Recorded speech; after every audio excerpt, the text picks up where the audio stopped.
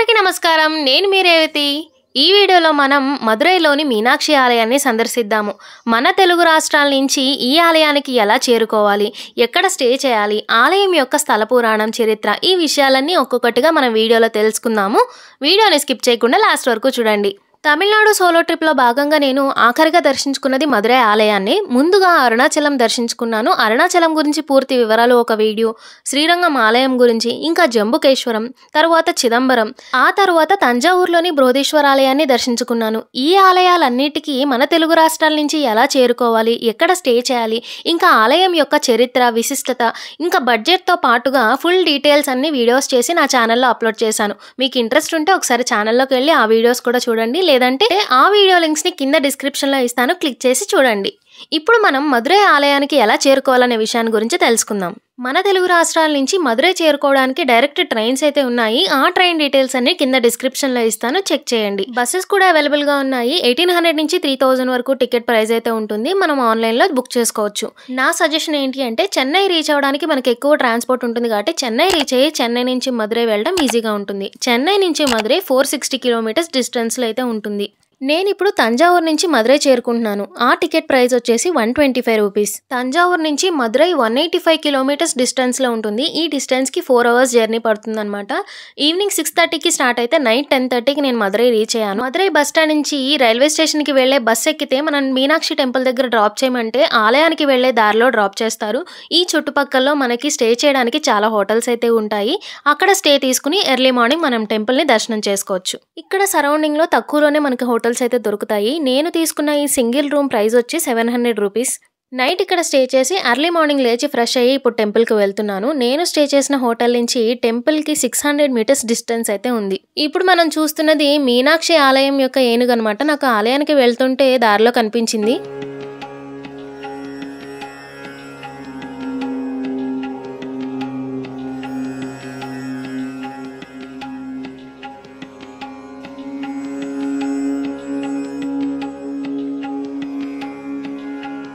ఇప్పుడు మనం చూస్తున్నది ఆలయం యొక్క తూర్పు గోపురం. ఇక్కడ గోపురాలన్నిటికీ రెనోవేషన్ వర్క్ జరగడం వల్ల ఇలా క్లోజ్ చేసి ఉన్నాయి. నేను మీకు ఫొటోస్ లో చూపిస్తాను. ఇప్పుడు మనం వెళ్లేదారంతా షాపింగ్ స్ట్రీటే. మీకు షాపింగ్ ఎవరైనా చేసుకోవాలంటే ఈ స్ట్రీట్ లో చేసుకోవచ్చు. నేను ఎర్లీ మార్నింగ్ వెళ్ళడం వల్ల ఈ షాప్స్ అన్ని క్లోజ్ చేసి ఉన్నాయి. ఇప్పుడు మనం ఆలయం యొక్క ఎంట్రన్స్ ఎదురుగా ఉన్న మండపంలో ఉన్నాము. ఈ మండపం సీలింగ్ కి ఉన్న పెయింటింగ్స్ చూడండి ఎంత బాగున్నాయో.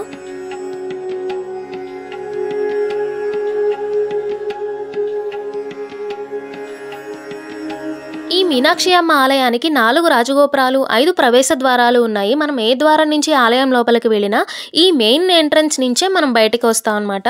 ఈ ఎంట్రన్స్ లోని సీలింగ్ పైన పెయింటింగ్స్ అయితే చాలా అద్భుతంగా ఉన్నాయి. ఈ ఎంట్రన్స్ దాటి మనకి కెమెరా అయితే అలౌ లేదు. సో ఇక్కడ నుంచి జూమ్ చేసి ఆ పెయింటింగ్స్ ని మీకు చూపిస్తాను.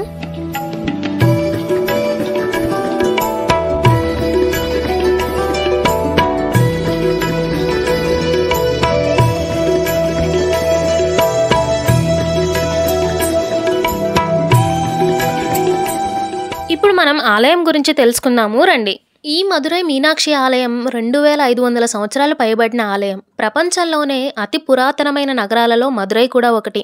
కాశీ ఎంత పురాతనమైనదో మదురై కూడా అంతే పురాతన నగరం. ఈ ఆలయంలో పార్వతీదేవి మీనాక్షి అమ్మగాను, ఆ పరమేశ్వరుడు సుందరేశ్వరుడుగా మనకు దర్శనమిస్తారు. మదురై పాలకుడు అయిన మలయధ్వజ పాండ్యార్ చేసిన తపస్సు మెచ్చి పార్వతీదేవి చిన్న పాప రూపంలో భూమిపైకి వచ్చి పెరిగి పెద్దై ఈ నగరాన్ని పాలించింది. పార్వతీదేవిని పెళ్లాడడానికి ఆ శివుడు సుందరేశ్వరునిగా అవతరించారు. విష్ణుమూర్తి తన చెల్లెలి కళ్యాణం చేయడానికి వైకుంఠం నుంచి బయలుదేరతాడు. మార్గ మధ్యంలో ఉండగా కళ్యాణ ముహూర్తం ఆసన్నం అవడంతో వారి స్థానిక దేవుడు అయిన పవళక్కనివాళ్ ఈ కన్యాదానం జరిపిస్తారు.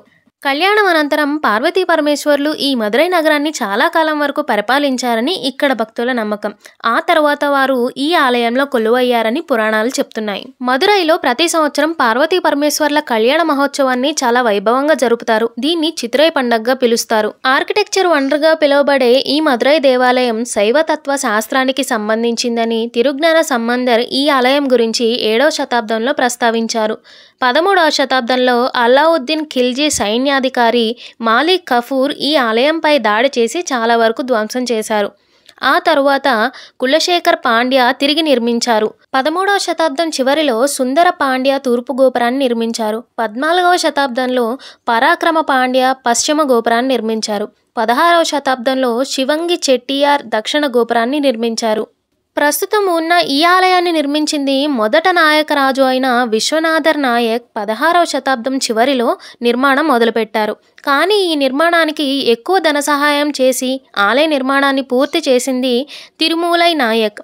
వీరిద్దరూ తెలుగువారే. ప్రస్తుతం ఉన్న మదురై నగరాన్ని డిజైన్ చేసింది కూడా వీరే. ఇప్పుడు మనం దర్శనానికి వెళ్దాము. ఆలయం లోపలికి మొబైల్స్, కెమెరాస్, ఎలక్ట్రానిక్ డివైజెస్ లాంటివి ఏవి అలౌ లేవు కాబట్టి ఇక్కడ క్లాక్ రూమ్ ఉంది. ప్రతి గోపురం పక్కన క్లాక్ రూమ్ ఉంది, యూజ్ చేసుకోవచ్చు. ఒక మొబైల్కి 5 రూపీస్ ఛార్జ్ చేస్తారు. బ్యాగ్ స్టోర్ చేయడానికి 2 రూపీస్ ఛార్జ్ చేస్తారు. బ్యాగ్లో ఏదైనా వాల్యుబుల్ థింగ్స్ ఉన్నాయి, లాక్ చేసుకోవాలి అనుకుంటే 5 రూపీస్ ఛార్జ్ చేస్తారు. ఇంకా మనం చెప్పుల స్టాండ్ అయితే ఫ్రీగానే మన చెప్పుల్ని ఇక్కడ పెట్టేసి మనం దర్శనానికి వెళ్ళొచ్చు. ఆలయం లోపలికి కెమెరా ఎలా లేదు కాబట్టి లోపల ఆలయంలో ఎలా ఉంటుందో నేను ఫొటోస్లో మీకు చూపిస్తాను. ఈ ఆలయంలో ముందుగా మీనాక్షి అమ్మవారిని దర్శించుకున్న తర్వాత సుందరేశ్వరిని దర్శించుకోవడం సాంప్రదాయం. ఆలయం లోపలి ఆర్కిటెక్చర్ ఇంకా సీలింగ్ పైన పెయింటింగ్స్ అయితే చాలా బాగుంటాయి. ప్రతి స్తంభానికి ఒక శిల్పం చెక్కబడి ఉంటుంది. చాలా అద్భుతంగా చెక్కారు శిల్పాలన్నీ. ఈసారి మీరు టెంపుల్కి వెళ్ళినప్పుడు అబ్జర్వ్ చేయండి.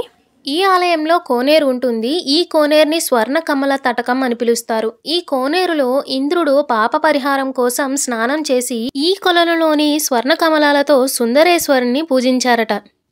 దర్శనం కంప్లీట్ చేసుకుని ఈ మెయిన్ ఎంట్రన్స్ నుంచి బయటకు వచ్చాను. ఈ ఎంట్రన్స్ ఎదురుగా నాకు ఒక షాప్ అయితే కనిపించింది. మై మధురై స్పెషల్ జిగర్ తాండా అని. ఇక్కడ జిగర్ తాండా అనే డ్రింక్ ఫేమస్ అంట.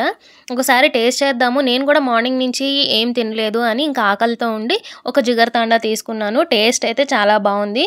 ఈ ఆలయం యొక్క తూర్పు రాజగోపురం ఎదురుగా ఒక మండపం ఉంటుంది. ఈ మండపం ఇదివరకు ఒక షాపింగ్ కాంప్లెక్స్గా ఉండేదట. కానీ అందులోని శిల్పాలు ఈ మండపం శిథిలావస్థకు రావడం చేత సెక్యూరిటీ కోసం ఇంకా క్లోజ్ చేసి లాక్ చేసి ఉంచారు. ఈ మండపంలోని శిల్పాలు అయితే చాలా అద్భుతంగా ఉన్నాయి. లోపలికి ఎలా లేదు, నేను బయట నుంచే వీడియో తీసి చూపిస్తున్నాను.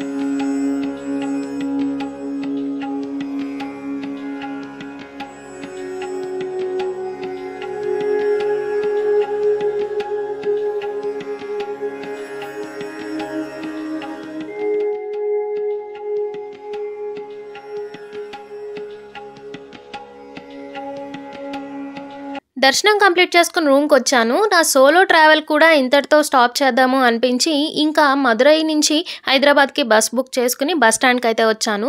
మదురైలో మత్తువని బస్ స్టాండ్ అనేది మెయిన్ బస్ స్టాండ్ అనమాట.